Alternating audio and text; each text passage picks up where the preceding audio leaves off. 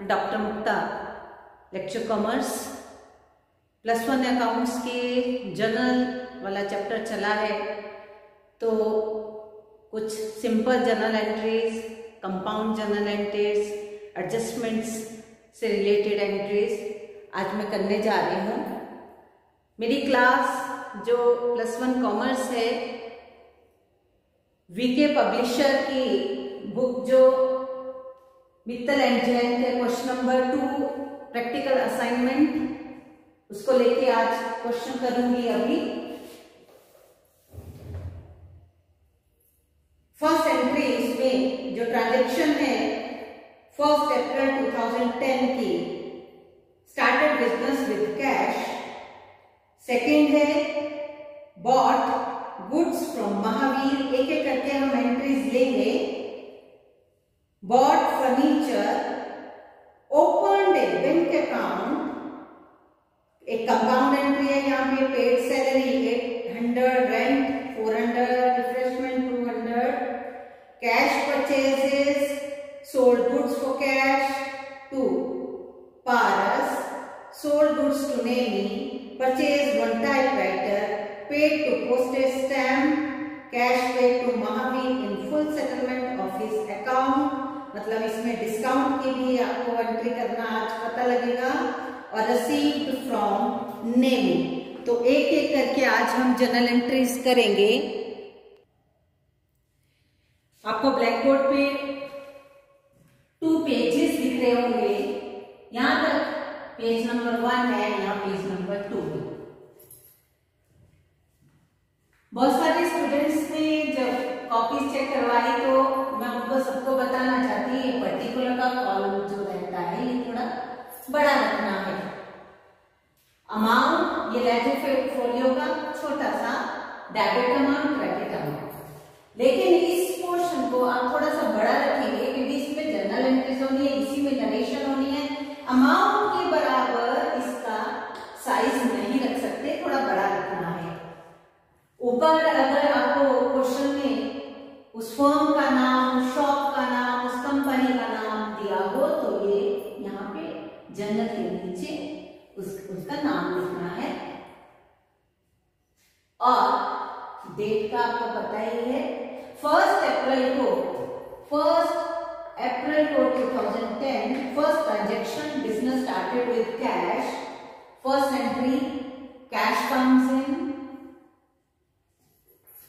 Cash account debit to capital. जो cash हम लगाते हैं वही उस फर्म की कैपिटल बन जाती है। और अमाउंट इज 10,000 डेबिट की सीट में लिखना है और यहाँ 10,000 क्रेडिट के सामने हमने लिखना है। Being business started with cash. ये नरेशन है, इसको क्लोज कर देते। ये नरेशन है, इसको क्लोज करना है। और सेकेंड एंट्री, सेकेंड अप्रैल को सेकेंड एंट्री है bought goods from Mahavir. Bot goods from Mahavir. ये जो बॉट मतलब खरीदा, यहाँ परचेज और बॉट एक ही चीज, खरीदा, माल खरीदा। परचेज गुड्स फ्रॉम महावीर या बॉट गुड्स फ्रॉम महावीर। तो यहाँ पे 2 अकाउंट्स कौन से हुए? तो ये ऐसा नहीं है कि परचेज नहीं है तो बॉट है तो बॉट उसको अकाउंट नहीं देना है। वो क्या है, परचेज नेम है एक अकाउंट और दूसरा फ्रॉम महावीर। और कैश ट्रांजैक्शन नहीं है, सेकेंड है महावीर। ठीक है, first account, second account. On credit है, goods comes in and who is the giver, personal account है ये, Mahavir is the giver.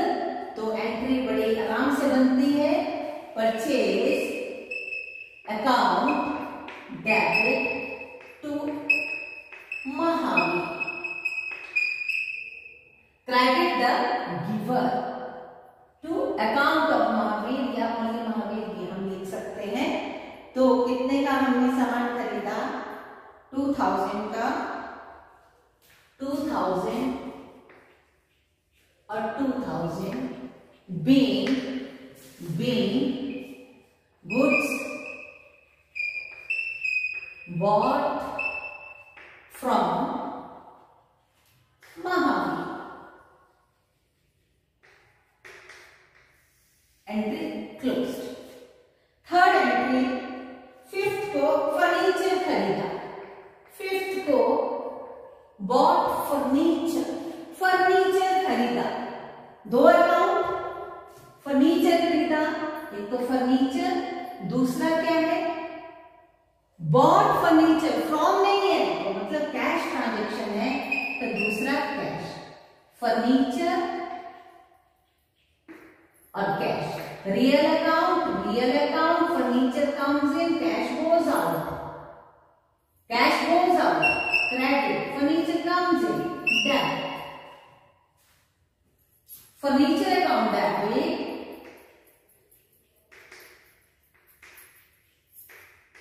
To furniture account debit to cash amount 500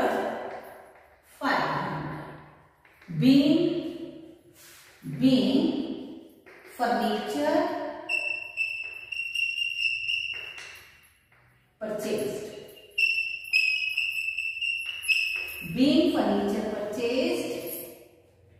Next entry, open a bank account, bank account खोला, bank account खोला तो हम bank गए, bank account खोलते हैं, जो फॉर्मेलिटी करनी होती है तो क्या करते हैं, वहां पे अकाउंट खुलवाते हैं, तो बैंक को हम पैसा देते हैं और बैंक में हमारा पैसा जमा हो जाता है। जब भी खाता खुलवाते हैं तब खाता खुलवाते बाद भी हम पैसा देते हैं। किसको देते हैं? Who is the receiver? Bank is the receiver and cash goes out, cash goes out. Who is the receiver? Bank personal account, bank is the receiver. Then we will debit the bank account and cash goes out, we will credit the cash account. The bank same। एक चीज और साथ ही बता दूंगी, ये है opened a bank account. तो bank account जब भी ओपन करते हैं कैश देते हैं, हमारा खाता खुलता है, बैंक में कैश जमा हो जाता है, हम घर को वापस आ जाते हैं, अपनी शॉप पे वापस आ जाते हैं। तो कैश हमारा जाता है, किसको जाता है? बैंक को। अब सेकंड टाइम फिर हम गए तो हम दूसरी बार बैंक अकाउंट नहीं खुलवाएंगे, हम बोलेंगे डिपॉजिटेड इनटू बैंक, बैंक में पैसा जमा करवाया, तब भी सेम होगा, बैंक को पैसा देंगे, कैश हमारा जाएगा, तो bank account debit to cash. चाहे डिपॉजिटेड कैश इनटू बैंक हो या फिर ओपन बैंक अकाउंट हो, सेम एंट्री रहती है। तो क्या हुई एंट्री? Bank account debit to cash being bank account open, being bank account open, close the entry close कर दी। और ये ट्रांजेक्शन की डेट इसकी क्या थी? 7 अप्रैल थी। तो हम 7 अप्रैल को इसको हमने कितने पैसे से खुलवाया बैंक अकाउंट? 1000 रुपीज से खुलवाया और 1000 बैंक में जमा हो गया, 1000 हमारा कैश चला गया।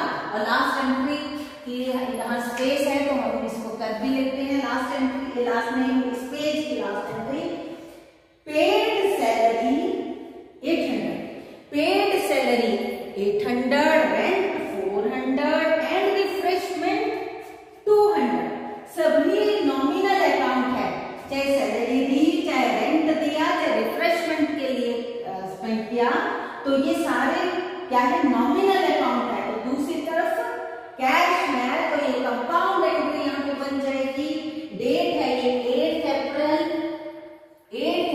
है, तो salary account debit, rent account debit, refreshment refreshment account debit to cash.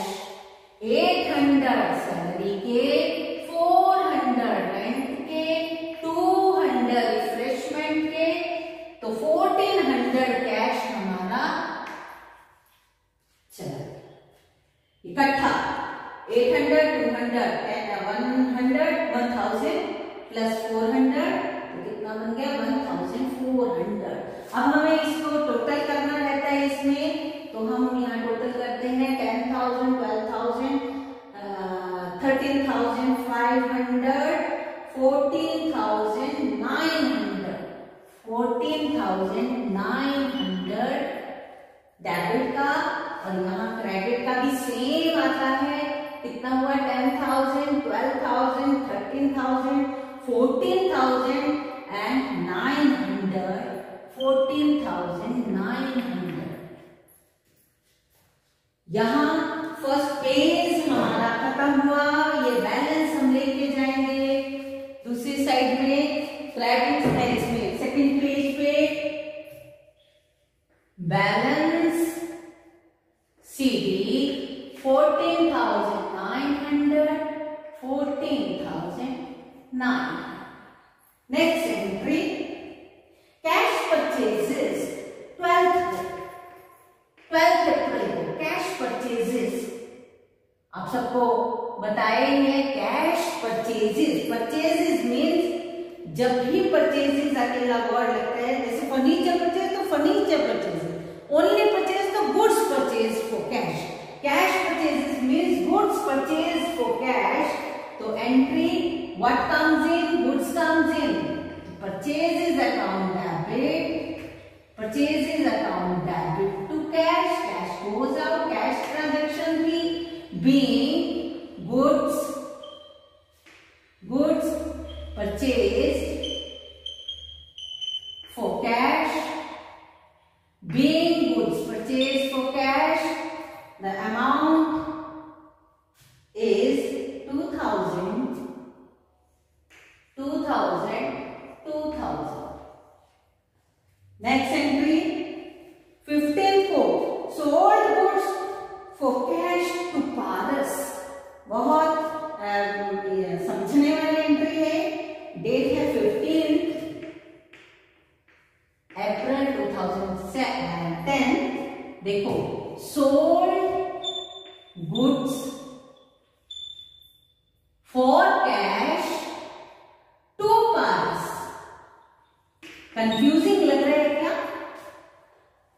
ध्यान देना है। माल बेचा नगद में पारस को।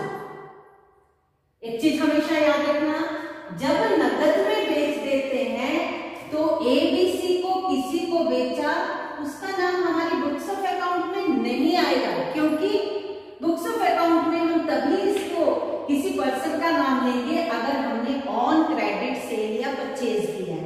यहाँ पे नगद किया है, चाहे ए को करे, बी को करे, सी को, हमारा पैसा हमें मिल गया, ना वो डेटर ना वो क्रेडिटर।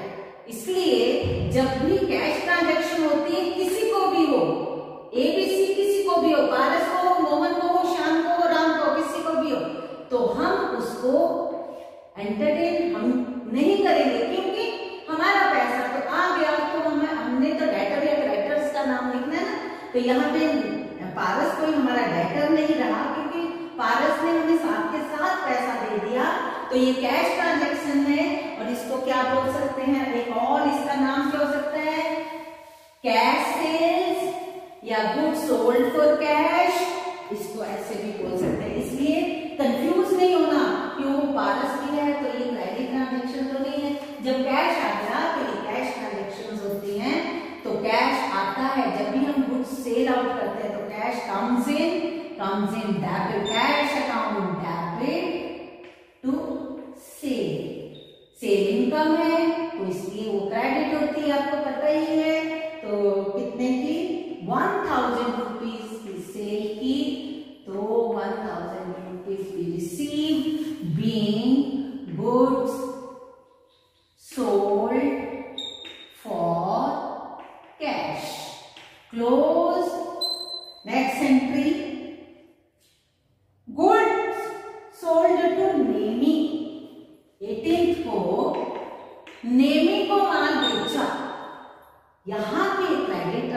ट्रांजेक्शन है। यहाँ Nemi is the debtor. Debtor हमेशा हमारी एसेट होती है, डेटर्स को हम डेबिट करते हैं। और कैसे? Good sold to Nemi, Nemi है और इधर सेल है। नेमी पर्सनल अकाउंट है, सेल रियल अकाउंट है। नेमी को माल बेचा, who is the receiver? Nemi. Nemi, account of Nemi debit to sale, account of Nemi debit to sale, being goods sold to Nemi, being goods sold to Nemi for rupees 500, 500. Nemi हमारा debtor बन गया, नेमी से पैसे आने हैं, नेमी को माल बेचा उधार में, नेमी से हमें पैसे आने हैं, इसलिए नेमी को क्या किया हमने? डेबिट किया है। तो नेक्स्ट ट्रांजेक्शन क्या है? परचेज वन टाइपराइटर और इसकी डेट है 20th अप्रैल 2010। परचेज टाइपराइटर, जैसे फर्नीचर परचेज तो टाइपराइटर भी हमारी एसेट है। तो एसेट जब परचेज की तो एसेट कम्स इन, तो एसेट हमारी हमेशा डेबिट करते हैं। जब आती है इंक्रीज इन एसेट उसको डेबिट करते हैं। तो यहाँ क्या लिखेंगे? Typewriter account debit to cash, किसी का नाम नहीं है और कैश सिंपल भी था, परचेज टाइपराइटर मतलब कैश ट्रांजेक्शन। तो टाइपराइटर कितने का आया? 2000 का आया। तो ये 2000 डेबिट में, 2000 credit. Being typewriter purchased, being typewriter purchased. Next 20th के बाद 21st को पोस्टेज स्टैम्प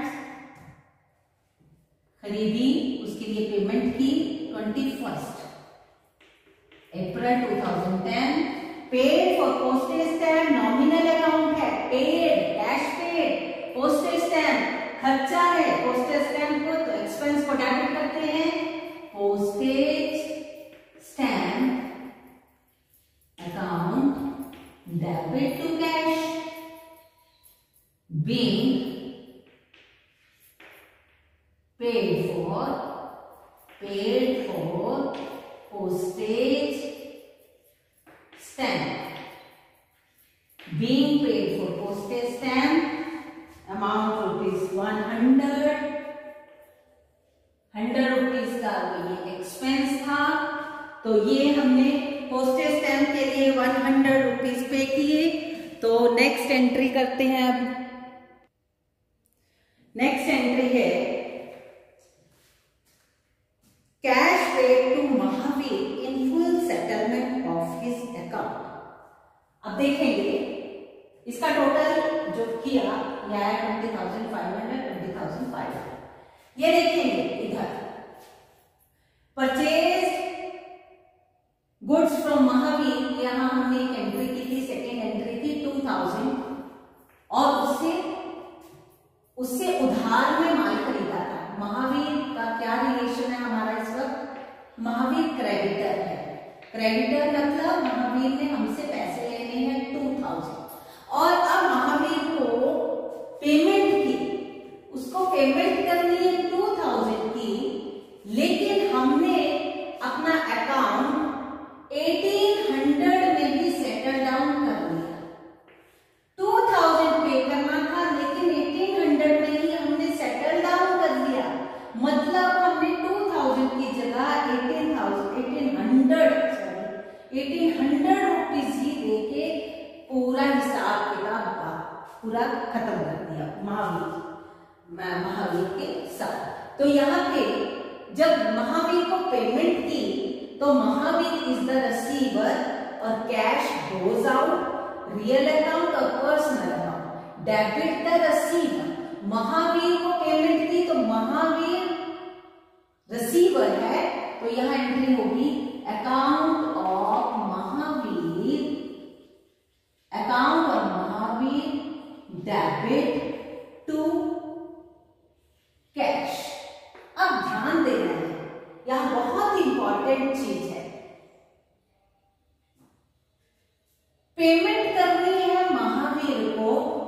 कितनी? 2000 की।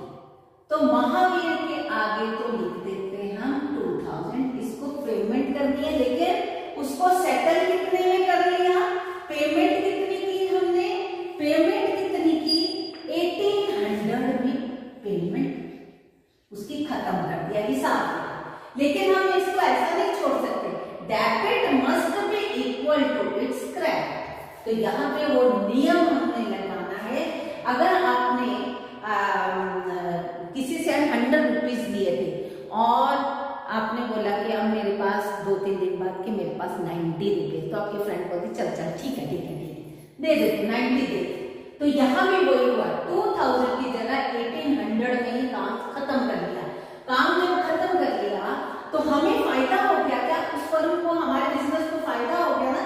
कितना फायदा हो गया, कितना लाभ हो गया, कितना गेन कर लिया हमने, कितना फायदा हुआ हमें? 200 रुपीज, हमने 2000 की जगह 1800 में हिसाब किताब खत्म कर दिया।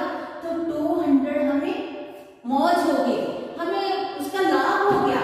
तो वो लाभ क्या चीज है, उसको कैसे हम दिखाएंगे? तो वो हमें डिस्काउंट मिला। हमने, जैसे मैंने एग्जाम्पल दिया, 100 रुपीज दे रहे थे, 90 रुपीज दे के ही आपके फ्रेंड ने बोला कोई बात नहीं रहने दे, बस 90 काफी। तो 10 रुपीज जो है आपको आपकी फ्रेंड ने डिस्काउंट दे दिया, चल चल ठीक है 90 रुपीज में हिसाब किताब खत्म, मुझे कोई बात नहीं 10 रुपए नहीं चाहिए, तो आगे के लिए भी मत देना। तो वो डिस्काउंट है। तो ये डिस्काउंट हमें मिला है। महावीर ने बोला ठीक है 2000 चलो 1800 में खत्म कर दो हिसाब किताब। तो महावीर ने हमें दिया, हमें मतलब फर्म को दिया। ये जो जन्नत बन रही है महावीर की नहीं बन रही है, ये किसकी बन रही है? इस बिजनेस की बन रही है। तो हमें ये 200 रुपीज का लाभ हो गया। तो इसको लिखते हैं डिस्काउंट रसीव्ड। डिस्काउंट रसीव्ड, ये क्या था? Discount received. परचेज के साथ जब हम कम पेमेंट करते हैं तो हमें डिस्काउंट मिलता है। सेल के साथ जब हम कम पेमेंट ले लेते हैं, जैसे इस फर्म ने किसी को पेमेंट करनी थी, मैं जैसे यहाँ पे देखो, यहाँ पे देखेंगे account of Nemi debit to sale. Nemi को माल बेचा 500 में। तो नेक्स्ट ट्रांजेक्शन जो दिखा रहे हैं बुक में सभी अपने देखेंगे, रिसीव्ड फ्रॉम नेमी। अच्छा इसमें पूरा ही है, नेमी से पूरे ही आए है ना।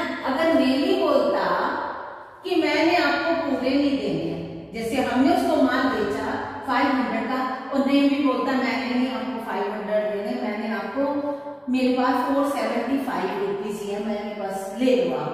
तो हम बोलते हैं चल चल चल ठीक है, 500 में से 25 का हमने उसको किसको डिस्काउंट दिया था?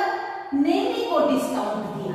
अगर इस क्वेश्चन में तो नेमी ने फुल पेमेंट की 500 पर, मैं एग्जांपल दे रही हूँ।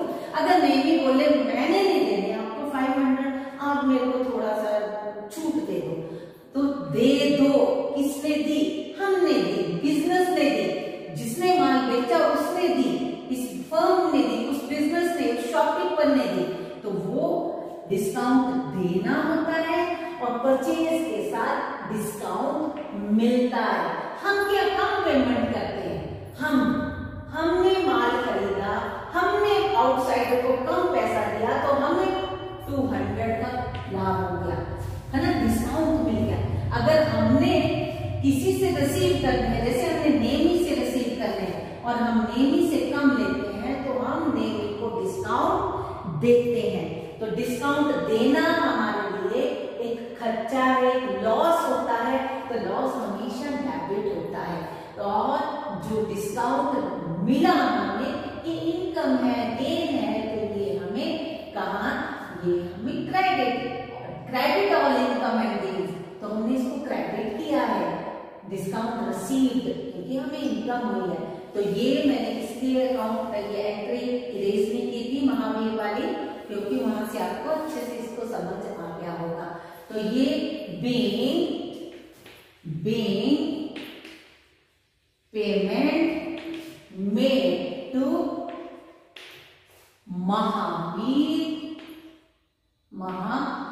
we in full settlement of his account. Narration closed. Narration entry closed. Last में नेमी से रिसीव हुए पैसे 500, नेमी से पैसा आया, आया कहां? बिजनेस में आया। We received the cash, cash comes in cash account debit. Who is the giver? Nemi is the giver to account of Nemi. Full आया, यहाँ कोई डिस्काउंट नहीं, यहाँ कोई डिस्काउंट। ध्यान दो एक चीज, ध्यान दो, मैं ऐसे एग्जांपल दे रही हूँ। मान लो नेमी बोलता मैंने नहीं देने आपको पूरे पैसे, मैंने आपको 475 ही देने, 475 कैश आया। अब debit must be equal to credit, तो यहाँ पे शॉर्टेज है ना कुछ, तो वो क्या हुआ? Discount allowed, discount allowed on debit. ये लॉस है, इसको एक्सपेंस भी शो कर सकते हैं।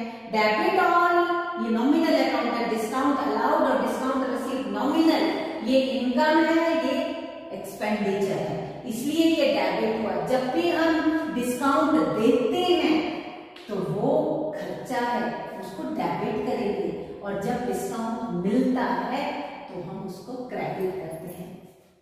लेकिन इस क्वेश्चन में फुल अमाउंट आया है तो डिस्काउंट अलाउड वाला नहीं होगा, तो ये तो मैंने आपको थोड़ा समझाने के लिए किया है। तो ये हमारा लास्ट ट्रांजेक्शन को हमने ऐसे उसको उसकी जनरल एंट्री की, और इन दोनों की डेट थी 25 अप्रैल 2010 एंड 30 अप्रैल 2010। तो ये being cash received from name close। और यहाँ पे सॉरी, यहाँ ऊपर ये बैलेंस आना था, बैलेंस यहाँ पे 20,500 और यहाँ पे टोटल उसका हमने करना है और यहाँ पे क्लोज कर देना है। यहाँ कितना बन गया? 22,500 और 23,000, टोटल 23,000, ऐसे हमें क्लोज कर देना है। तो इसको बोलते हैं जर्नल एंट्री। यहाँ पे सिंपल एंट्री भी थी, यहाँ पे कंपाउंड एंट्री भी थी, यहाँ पे डिस्काउंट वाली एंट्री भी थी। तो आपने देखा होगा यहाँ सब कुछ आपको इस क्वेश्चन में देखने को मिला।